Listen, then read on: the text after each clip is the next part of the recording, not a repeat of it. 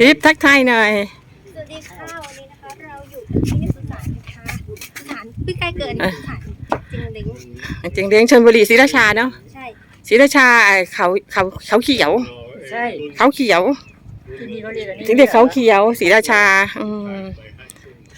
อยากขโมย สุสานจริงเล้ง แก่มากตอนนี้ มากันหลายคนดีนะคืมหน่อยค่ะทุกคนตอนนี้ใช่ตอนนี้เย็นขึ้นแล้ว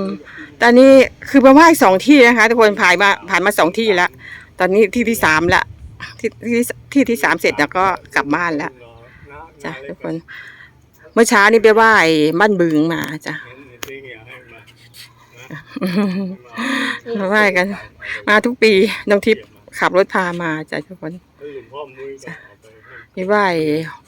อากงอาม่าพ่อกับแม่สามีค่ะทุกคนมากันญาติมาเยอะหน้าแม่ดิ ไม่ต้องมองหน้าแม่เลยช่วงนี้เหนื่อยมากทุกคนเหนื่อยร้อนด้วยรถ2 แถวก็มา เขาเหมามาใช่โอ้เป็นรอยช้ำเนาะช้ำดิไอ้ฟอกไตทุกคนบรรยากาศดีมากๆเลยค่ะทุกคนดีได้ไม่ร้อนนี่ค่ะบรรยากาศโดยรวมค่ะทุกคนจ้าอันนี้เขายังไม่ได้ทำตรงนี้ค่ะไม่ได้ทำแต่ตรงนี้เขาทำแล้วคนนี้คนหลุมนี้เขาโปรยดอกไม้สวยมากดอกดาวเรืองค่ะทุกคนเนี่ยโปรยดอกดาวเรืองสวยมากนี่มากันพี่น้องญาติพี่น้องมากันทิพย์ขับรถมาพี่น้องกันมาหลายคนวันนี้มา7 คน8 คนป่ะมา8 คนค่ะทุกคนทั่วไปจะมืดหน่อยค่ะทุกคนดีได้คืมหน่อยตอนนี้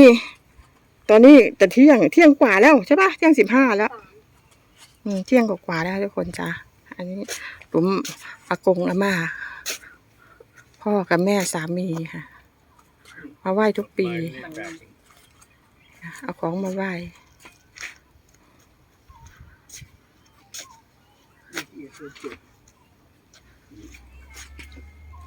เป็นคลิปสั้นๆนะคะทุกคนขอบคุณที่เข้ามารับชมให้กำลังใจนะคะทุกคนบ๊ายบายไ